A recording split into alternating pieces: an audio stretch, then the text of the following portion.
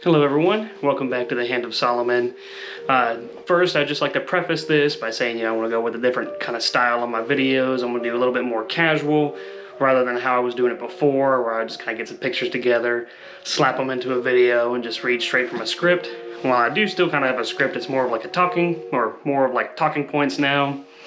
I figured it'd just be a little bit more casual this way, and a little bit easier for me to kind of give my thoughts on some of these stories and kind of connect in a different type of way. I can, as I'm reading through the stories, I can actually talk about, maybe how it makes, impacts me, or how it makes me kind of feel, or what experiences I may have had similarly, rather than just talking about, but, reading straight from a script and just, point A, point B, done, and just slap it together and post it.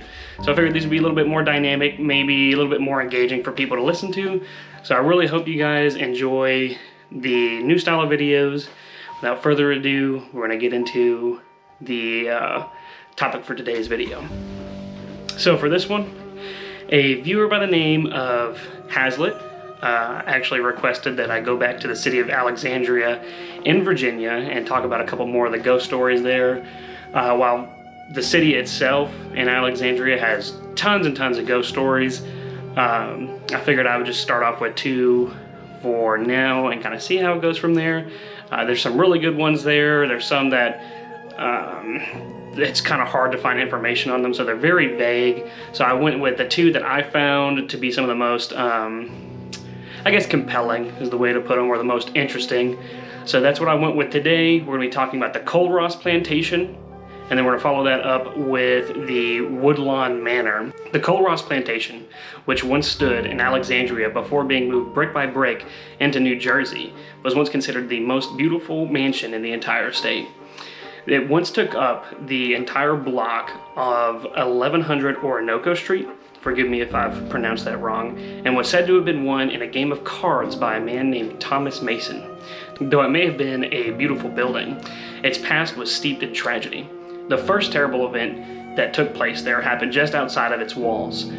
There, outside of the walls, a man known by the name Downey and two Civil War deserters were actually gunned down in front of these. Part of the legend of the Colross Plantation happens to do with these Civil War soldiers that were gunned down in front of the walls. It is said that where these walls once stood, these ghostly soldiers in Civil War era uniforms can actually be seen wandering about aimlessly in front of the walls where they were actually gunned down at. Though they never really strayed far from the area itself and seemed to only haunt the immediate area in which they were presumed to have been shot. Now this is one of the more minor stories. The more important story, the one that has the bigger impact or is more well known in the area, actually has to do with a tragedy that took place within the Mason's own family. So the next tragedy has to do with that of the Mason family, as I said before, who once called this mansion their home. In the 1850s, Thomas Mason and his family lived at the house. They were struck with great sorrow, however, when their two children were swept up in unfortunate events. Their two children, they had a boy named William and a daughter named Anne, would often run around outside playing around and, just doing what kids normally do. However, one day when they were outside, a storm rapidly moved into the area. The young boy William, he tried to escape the oncoming storm by hiding in one of the chicken coops that was on the property. However, once he hid in there, the winds from the storm were so strong that they blew down this chicken coop on top of him, which unfortunately he crushed him. The family was not only stricken with grief at the loss of their son, but the little girl Anne was even more so. They said that she went from being this very playful, very fun-loving girl to just a shell of herself, just someone kind of roaming around and moping about the house. And when one of your best friends passes away, what else could you expect? The family, though, unfortunately, that wouldn't be the end of their tragedy, when later on, the girl, just a couple of days later, ended up drowning in the bathtub. As the legend goes, the two children, William and Anne, were buried in a locked vault that was on the property of the Colross Manor. Now, their bodies may have been entombed inside this vault, but it seems that their spirits may still have been running around the house, causing mischief and all sorts of different things. Servants and future owners would constantly be tormented by the sounds that the children made. At first these people figured that maybe some kids had snuck into the building or may have been playing some sort of a prank on them or something. However, every time they investigated the sounds, they could never actually find a source for them. Not only could they not find a source, but there was no signs that any kids were ever in the home to begin with. This drove many of the servants to actually leave their jobs at the mansion just out of sheer terror. One story even goes on to say that the vault that these children were buried in, that they would regularly find the lock unlocked and unlatched from the lock, but there was no signs of tampering, no signs of someone trying to break into it or force the locks open or pry the locks open. So for decades, people reported hearing like the ghostly activity of these children running around the home and making noises and things like that, until eventually the home itself was tore down and moved into the state of New Jersey, where it was rebuilt brick by brick. However, though, people still believe that the original grounds of the Colross Plantation are actually still haunted by, the spirits of William and Anne, and to a lesser extent, the Civil War deserters who were shot on the property. All right, so the next one that we're going to be covering, coming out of Alexandria yet again, is the haunting of Woodlawn Manor. So Woodlawn Manor is rumored to be one of the most haunted plantations or areas in Virginia. This manor was originally given as a gift by George Washington to his favorite nephew, Lawrence Lewis, and his new bride as a wedding gift. The house was completed in 1805 and soon developed a reputation for its hospitality, as the building was originally built to house guests and to entertain people for parties and whatnot. So many people actually frequented its halls over the years until 1896, when it was severely damaged by a hurricane and eventually left abandoned. Although several years later, in the very early 1900s, two brothers eventually moved in and they helped somewhat restore it back to its former glory through a pretty extensive remodel. Now today, however, it is being taken care of by the National Trust for Historic Preservation. As far as the hauntings go, there are numerous reports of a wide variety of paranormal phenomena that have occurred here over the years. While many places may have only one or two bedrooms or maybe a hallway or something that are haunted, nearly every room and hallway of the Woodlawn has reported to have some sort of ghostly activity going on. Not only that, but a very large number of people, from workers to guests and residents, have reported experiencing these over the years as well. There have been all sorts of reports of your typical kind of ghostly activity, from footsteps coming from empty rooms and hallways, items and furniture being moved out of place or being moved around without any explanation, walls, doors, and flooring and whatnot being thumped on, candles or lamps lighting themselves or extinguishing themselves. Some people have even seen blurry figures moving in and out of rooms before quickly vanishing, items disappearing at random or appearing at random in different locations around the house with no explanation. Shadowy figures can be seen in the backgrounds of people's photos, and some people have even claimed that they have felt the sensation of someone touching or grabbing or tapping their shoulders when no one else is actually in the room with them. A few more of the more detailed encounters are as follows. So one of the first places I want to talk about is in the south wing of the building, where some guests and some workers have reported seeing smoky or shadowy figures moving up and down the stairs.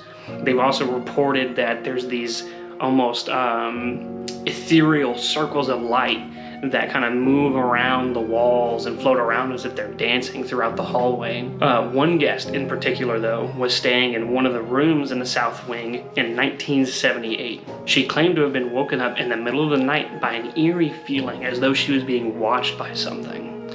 So when she woke up and began to look around the room, to her surprise, there was a shadowy figure floating just at the edge of her bed.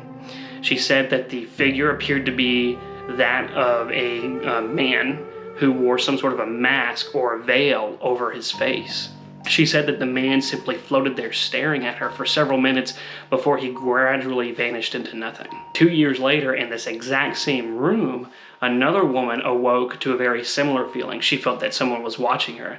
So when she woke up and looked about the room, there at the edge of her bed was actually a weird kind of pulsating mass that just kind of floated there in the room and moved about very slowly for a couple of minutes before it too eventually vanished. The next area would be in the Lafayette bedroom. There have been several reports of the paranormal as well. Many of these have to do with lights turning on and off, rugs being flipped over and moved about the room. Some people even claimed that they have seen furniture in the room arranged in one way to leave and then come back shortly later only to see them, haphazardly moved about the room. One woman, though, in particular, had a very terrifying incident in the early 1930s. So she was staying in the Lafayette bedroom with her infant.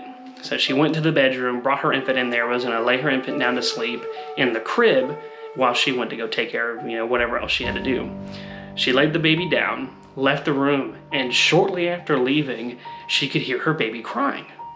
So obviously she ran back into the room only to find that her baby was no longer in the crib.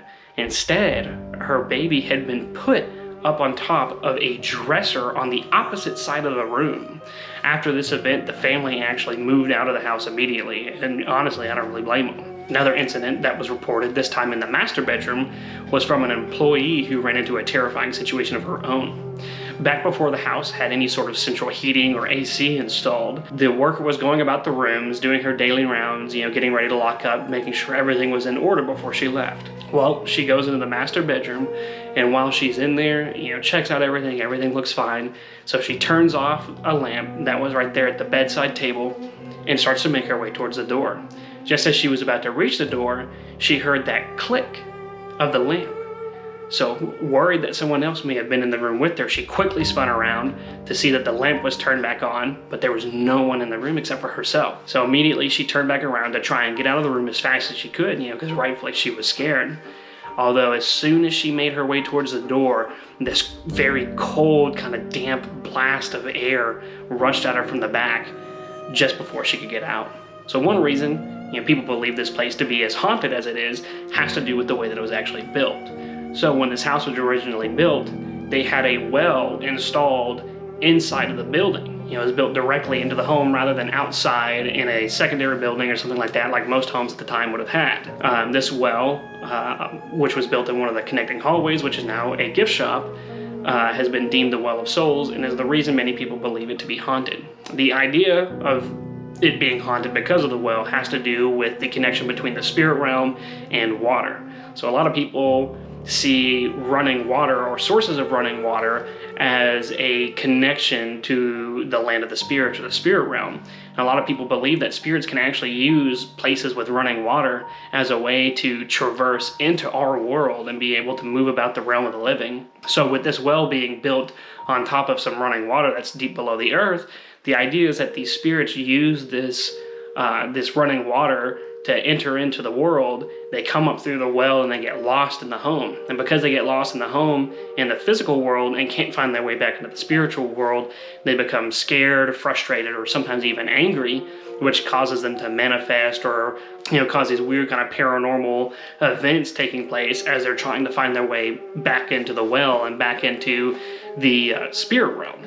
So that's the reason why many people believe that the house is actually haunted and has to do with that well in particular. So my thought on some of these stories, the ones that always, really stick out to me, especially with being a new father, have to do with stories that involve children or stories that involve infants, because as a first-time parent, a lot of times, you kind of get into this like paranoid mindset where you're like, you create these weird scenarios in your head and they're always super exaggerated. Like, you get up and you're about to go to bed and you lock the door and you're like, you go and lay in your bed and you're thinking, oh man, did I lock the door? And you're like, yeah, sure, I'm sure I locked the door. I'm sure I did. You roll over, go to sleep, and it just eats away at your head. Like, maybe what if I didn't lock that door? What if my kids are outside right now and it's like 3 a.m. and there's like a werewolf out there that's gonna eat them or something like that, but your kid can't even get up and walk. Like in my case, he's too young to even crawl. So how on earth would he even get outside? So, hearing ghost stories that have to deal with, the stuff that happens to children and whatnot, or that revolve around the spirits of children always kind of hit me a little bit, closer to home than maybe other people it wouldn't really bother too much. Like the story of, William and Anne at the Colross Plantation, where, you know, they pass away due to unfortunate circumstances, it's always, you know, it kind of hits home to me, because you kind of want to put your children into those stories. You know, when you read stories, you know, you put yourself into them. You kind of put yourself in the shoes of those characters to kind of see how they feel and how they, you know, would behave in those situations, and how that would affect you if you were in the same situation. So when you're reading a story about, you know, some kids and stuff, you know, sometimes you can't help but do that. And it's always something that kind of just gives it an extra creepy, kind of scary kind of feeling, because you think, oh man, you know, what would I do if my kid was in that situation? Or what would I do if my child came back as a spirit and was haunting the house? You know, it's just a weird way to kind of like frame things. And another little story, this is just gonna be a little bonus story that I was reading. It doesn't necessarily take place in Alexandria. It actually takes place kind of in Texas and in Alexandria. I just thought it was really interesting. So it has to do with a guy who in Texas, he bought like this big trunk at like an auction or something like that. And when he opened up the trunk, there was a whole bunch of like stamps and things like that from someone who, you know, previously had collected them. So he was going through cataloging everything, seeing what he could sell, seeing what was valuable, seeing what was just kind of trash and getting rid of it. And while he was doing that, he eventually got a letter in the mail from a lady who was saying something about like, hey, you know, my father had just passed away, and we got a letter that was, you know, addressed to us from you, and we were just kind of reaching out, wanting to get a hold of you to see if we can kind of talk for a minute. So he gets in touch with him, and the lady's talking about how, you know, her father used to be a huge stamp collector and whatnot, and, you know, she was just wondering if, you know, he wanted the stamps back or anything like that had been sent to the father. And the guy who bought it was like, no, that's okay, you know, I don't really need them. And she's like, oh, okay, well, do you think maybe this was like an older order or something? Like, is there anything else that he may have ordered from you or anything like that? And the guy went through and checked his, you know, his records of the few items he had sold, and there was nothing in there to this guy or this family whatsoever. And he knew he had never sent anything there, because most of his stuff had actually been local sales. He hadn't even really sent anything out in the mail. You know, so he just kind of made something up to tell the lady, like, oh yeah, you know, it's right here, you know, that's just the one that he bought.